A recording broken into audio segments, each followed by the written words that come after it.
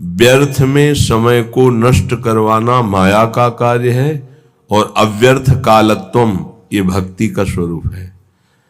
समय को सार्थक भक्ति करती है और समय को निरर्थक माया करती है। माया में फंसा हुआ जीव निरर्थक कार्यों को करते हुए पूर्ण जीवन बर्बाद कर देता है और भक्ति का कृपा पात्र प्रत्येक क्रिया, प्रत्येक समय, प्रत्येक वस्तु सद में अर्पित करके वो सद स्वरूप हो जाता है। माया असत है, जड़ है, भ्रमात्मक है, दुखमय है। भक्ति सद है, महासुख प्रदान करने वाली है और प्रकाश स्वरूप है, इसलिए इसमें भ्रम हो ही नहीं सकता है। इससे भ्रम का नाश होता है। जो भक्त हैं, जो उपासक हैं, उनके लिए ये बात है। संसारी पुरुष तो प्रभु को कुछ मानते ही नहीं, कुछ मानते हैं तो केवल एक अपने सुख को पाने के लिए उनको साधन मात्र समझते हैं, साध्य प्रभु को नहीं समझते। हे प्रभु मेरा ऐसा कार्य हो जाए, तो प्रभु हुए साधन और सांसारिक कार्य हुआ साध्य, कोई खास बात नहीं हुई।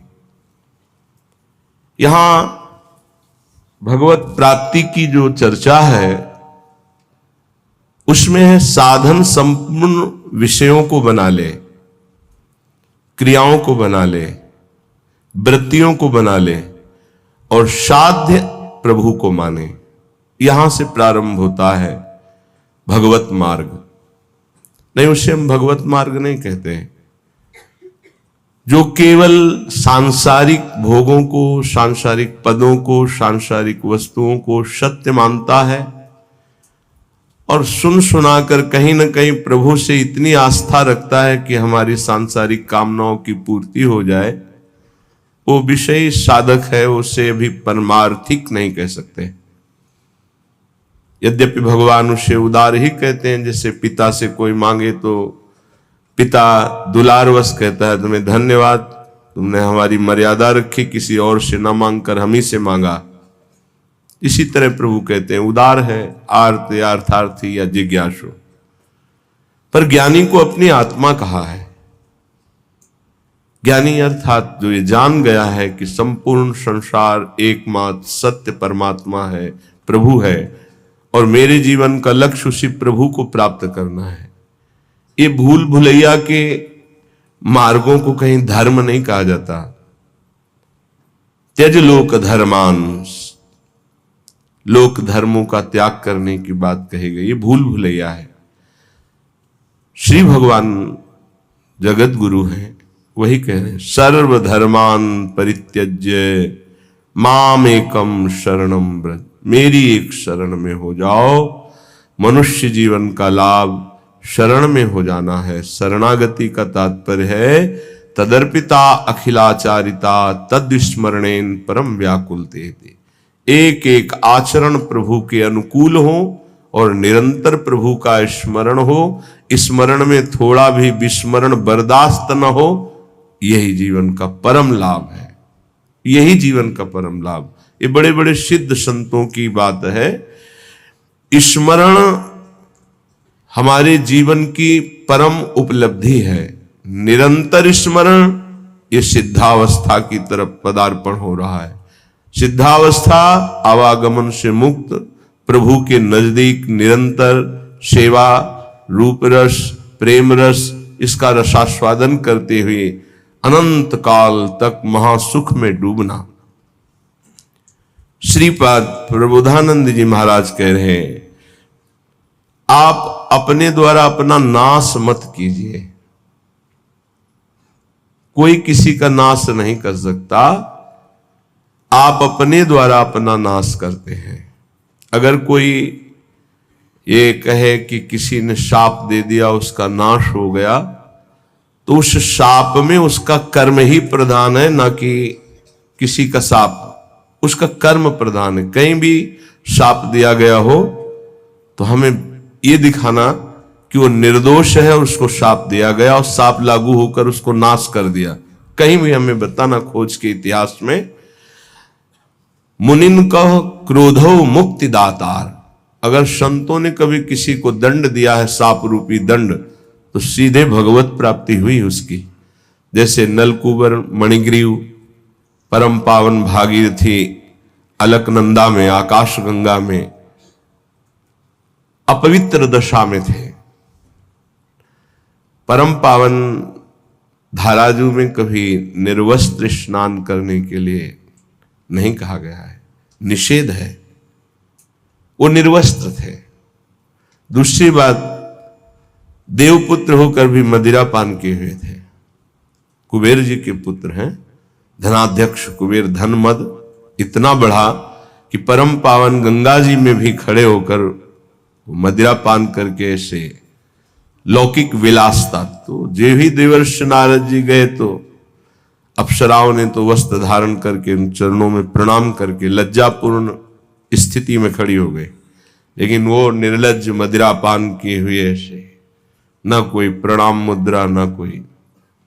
तो उन्होंने कहा, तुम इतने बड़े महापुरुष के पुत्र होकर ऐसा आचरण करते हो, जाओ मैं तुम्हें शाप देता हूं, वृक्ष योनि को प्राप्त हो जाओ। बड़ा भयंकर शाप, तो बड़ा भयंकर। कहां कुबेर पुत्र और कहां जड़ वृक्ष योनि। पर कृपालु नारद जी ने कहा, वृक्ष तो बनोगे पर नंदालय के द्वार में वृक्ष बनोगे, और भगवान सर्वलोक महेश्वर जब अवतार लेंगे तब तुम अपने स्वरूप में आ जाओगे। क्या सौभाग्य मिला, ऐसे साधनहीन को योगी दुर्लभ वांछित वरदान मिल गया। प्रभु उस नारद जी की बात सत्य करने के लिए जब मैया ने उखली में बांधा तो उखली घसीटते हुए वहां पहुंचे और दोनों वृक्षों के बीच में फंसा के ऐसा झटका मारा, दोनों वृक्ष गिर पड़े और उनसे दिव्य पुरुष यही नलकूबर मणिग्रीव प्रकट हुए और भगवान का दर्शन, भगवान के वचन, भगवान का स्पर्श प्राप्त किया। क्या यह शाप है? विचार करो, ये शाप नहीं, है तो वरदान से भी श्रेष्ठ है।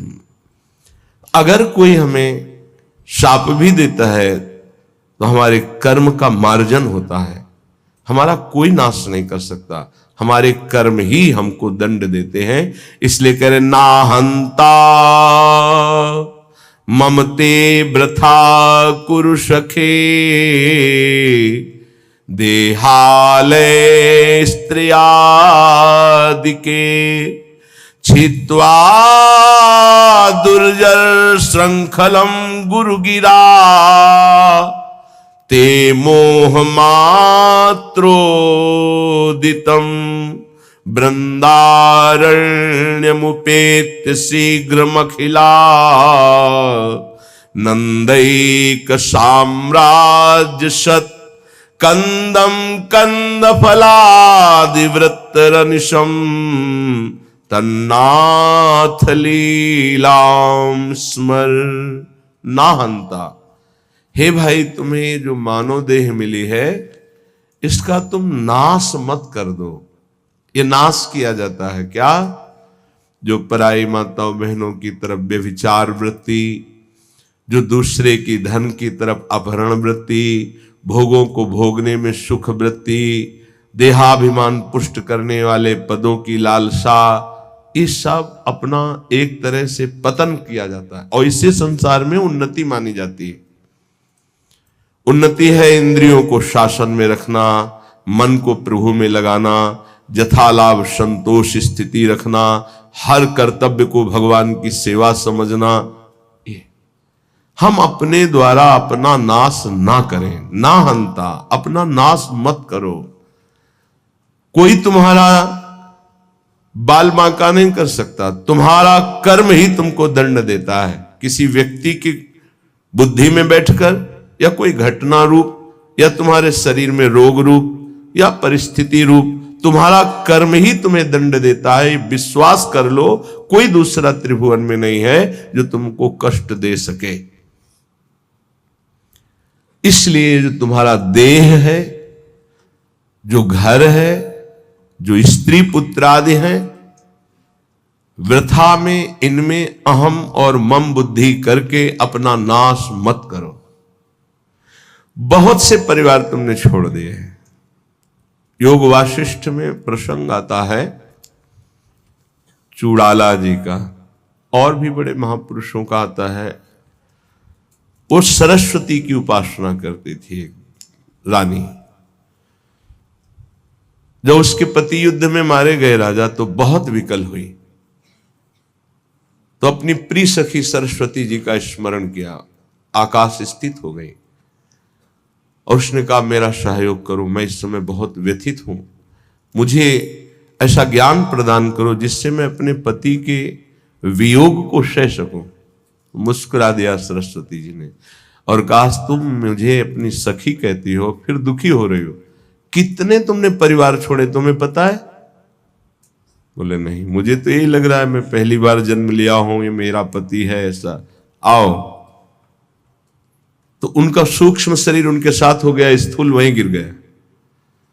कितने जगह ले गई, ये देखो पूर्व जन्म के तुम्हारे अमुक अमुक नाती पोता परिवार, ये देखो यहां तुम पिता थी, यहां तुम पुत्र थे, इस घर में तुम अमुक थे, याद आ रहा है तुम्हें? तो सरस्वती जी ज्ञान देती जा, हाँ हाँ हाँ। अब इनका कोई परिचय तुमसे है नहीं, ऐसे उस जीव का तुमसे कोई परिचय नहीं है, वो कुछ समय के लिए केवल तुम्हारा पति। बहुत बड़ी ज्ञानी सिद्ध महापुरुष हुई, योग वाशिष्ठ में बड़ी विशुद्ध चर्चा ज्ञान की है। ज्ञान मोह का नाश करता है, उसका मोह नष्ट हो गया। ये जो हमें मिला हुआ परिवार है केवल भगवत प्राप्ति के लिए मिला हुआ है। गृहस्थ धर्म और विरक्त धर्म अलग अलग मर्यादा है। पत्नी पुत्र परिवार आदि की सेवा रूपी परम धर्म करके नाम जप करते हुए भगवत प्राप्ति करनी है। शरीरों में मोह नहीं करना है, आंतरिक बैठे हुए प्रभु से अपनापन करना है। यहां प्रभु से कोई मतलब नहीं, केवल शरीरों से प्यार किया जा रहा है, इसीलिए दुर्गति हो रही। वृथा में अपना नाश स्वयं मत करो। एक अहमता ममता ये जग में है दुखदाई, ये जब श्री जी की ओर लगे तो होत परम सुखदाई। इसलिए तात मात सुत दार देह में मति अरुझे मतिमंदा।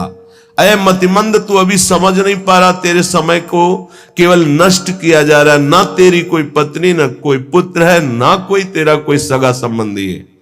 ये केवल माया का नाटक है। एक ही सच्चिदानंद विराजमान शरीरों में है, जिसे तू जान नहीं पा रहा, और शरीरों का अलग अलग अहमता ममता से संबंध करके पुनरपि जननम पुनरपि मरणम की व्यवस्था कर रहा है।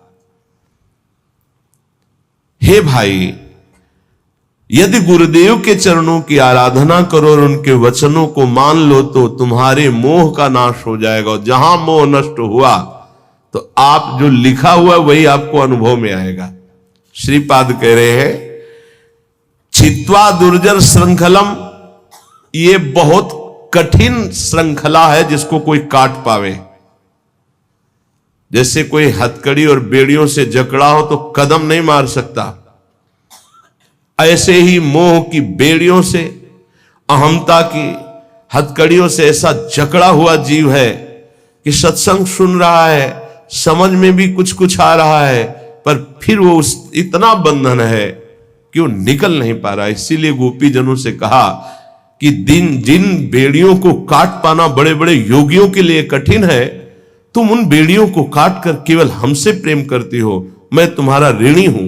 भगवान श्री कृष्ण चंद्र जी ने इसीलिए बड़े बड़े परमहंस गोपी चरण रज की वंदना करते हैं, क्योंकि कहीं कोई राग नहीं है, न पति से, न पुत्र से, न घर से, केवल श्री कृष्ण अनुराग मुरारी पादार्पित चित्त वृत्ति।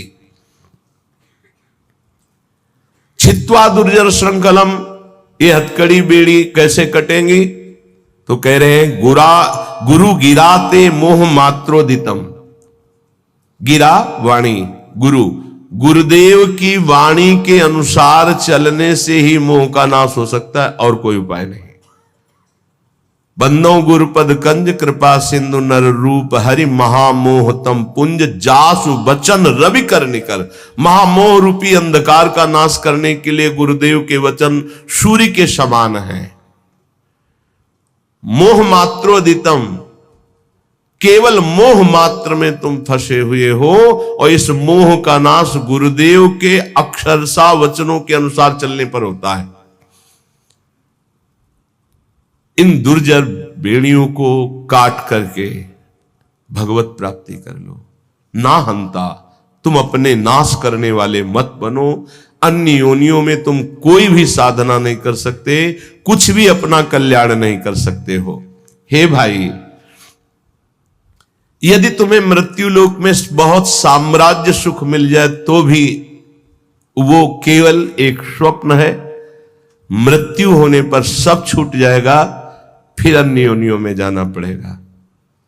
इसलिए शीघ्र वृंदावन आ जाओ, सत्संग सुनो, बिहारी जी राधा वल्लभ जी के दर्शन करो, रजरानी में बैठकर कुछ नाम जप करो और प्रार्थना करो धाम से, धामी श्यामा श्याम से कि संसार के कार्य धर्म पूर्वक करते हुए आपका सदैव नाम जपते हुए जीवन की शाम हो जाए। बस मेरी जीवन की पूर्णता हो, आपके आज्ञानुसार कर्तव्य कर्म करते हुए, नाम जप करते हुए, आपका स्मरण करते हुए प्राण छूटे। बस चाहे जहां छूटेंगे प्राण, आप भगवत प्राप्त होंगे। यदि नाम जप चल रहा है और धर्म पूर्वक आचरण है तो तुम संसार से विजयी हो जाओगे।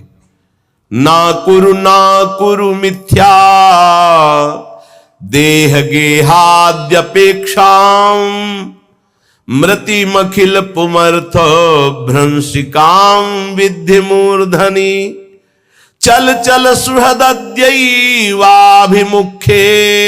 न वज्रादपि चहृदि कठोरः श्रील वृंदावनस्य।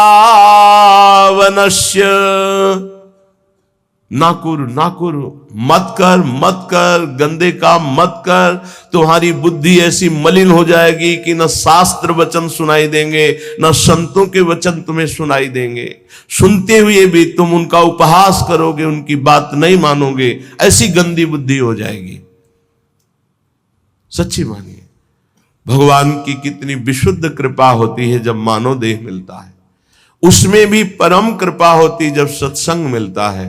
लेकिन मलिन आचरण होने के कारण हमारी इतनी गंदी बुद्धि है कि हम वहां कुछ लेने के लिए जो अवसर मिलता है, सतवचन, सतमार्ग, सद्भाव, उनको तो छोड़ते और दोष दर्शन, उपहास, निंदा आदि करके अपना सर्वनाश कर देते। ना कुरु, मत कर, ऐसा मत कर। श्रीपाद कह रहे मिथ्या देह गेहाद्यपेक्षाम, इस शरीर के भोगों की अपेक्षा मत कर। ये कोई सुख नहीं है, चाहे जितना कोई भोग ले, तृप्ति आज तक नहीं हुई, वही नवीन आशा। मृतिमखिल पुमर्थ भ्रंशिकाम विद्धि मूर्धनि, ये तुम्हारे समस्त पुरुषार्थों का नाश करने वाले हैं। तुम्हारा शरीर, तुम्हारी भोग इच्छा, तुम्हारे भोग संबंध, ये सब तुम्हारा नाश करने वाले, तुम्हें समझ में नहीं आ रहा। मृत्यु तुम्हारे सिर पर खड़ी है। मृत्युमखिल पुमर्था भ्रंशिकाम विद्धि मूर्धनि, तुम्हारी बुद्धि को भ्रष्ट कर दिया इस मोह ने, संसार की सुख बुद्धि ने, और मृत्यु तुम्हारे सर पर खड़ी केवल समय का इंतजार कर रही है। हे बंधो, आज ही इस बात को समझ लो। देखो, इतना विचित्र माया का जाल है। एक ऋषि है, तपस्या परायण जंगल में है। इतने कामासक्त होते हैं कि दिन में वो सहवास करना चाहते हैं, तो उन्होंने मृग और मृगी रूप धारण कर लिया तपोबल से, और सहवास कर रहे थे। महाराज पांडु ने देखा कि ये मृग है, तत्काल बाण संधान किया, मारा। एक ही बाण में दोनों बिंध गए। नजदीक गए तो दोनों ऋषि, एक ऋषि पत्नी और एक ऋषि, दोनों हाय मच गया। अरे ऐसा कैसे अपराध हो गया, ब्रह्म ऋषि का वध कैसे हो गया। तो उन्होंने बताया कि दिन में पशुतापूर्ण जो व्यवहार है, मैं ऋषि होकर नहीं कर सकता था, पर मैं कामांध हो गया, इसलिए पशु रूप धारण किया, मृग रूप। और तुमने बिना विचारे, तो उनका राजाओं का कार्य है मृग का वध करना, जो ऐसे मृग हैं जिनसे हमारे सेवा में जो जन हैं, जो प्रजा हैं, उनको रोग होने की संभावना हो तो हम शिकार उन्हीं का खेलते हैं, इसलिए मैंने मारा। तुम्हें कोई ऋषि मान के थोड़ी मारा है। तो उन्होंने कहा मुझे तो मेरे कर्म का फल मिल गया। इससे